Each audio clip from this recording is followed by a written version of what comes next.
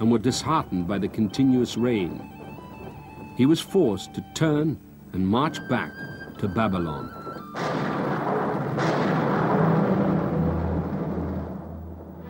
Still restless, he began to plan new campaigns in Arabia and North Africa.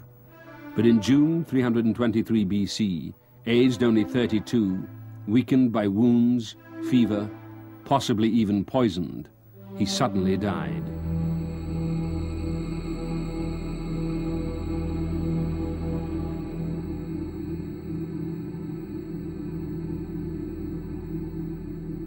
He was brave and noble, but he could be ruthless and tyrannical.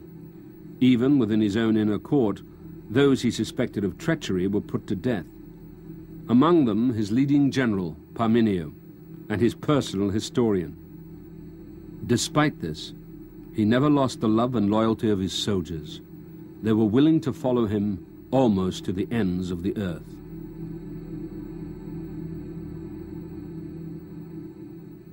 Alexander's ability to inspire men is a very, very important thing. But he took on his father's army, which was a totally professional, thoroughly well-trained army, with much more experience than he had. And he must have relied very heavily on their experience. So it is, as I say, difficult to assess. His main thing is his own personality, which could make men follow him, and his ability to make quick decisions. It's interesting how many later commanders regard Alexander as the great example which they try to model themselves. Julius Caesar, for example, in particular. I wonder why that was. Well, in my opinion, first of all, it was the sheer size of his achievement.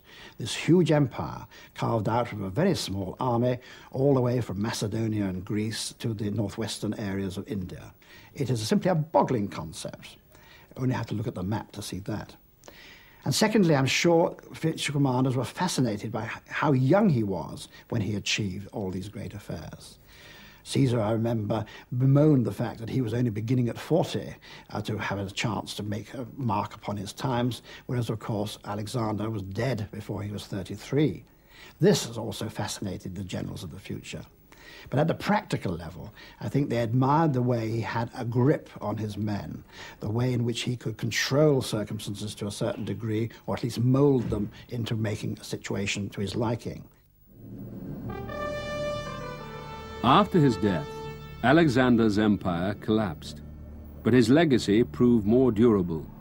His conquests had opened the East to a flood of Western and Greek influence, and the contact between cultures was to have a lasting effect on European and Asian civilization.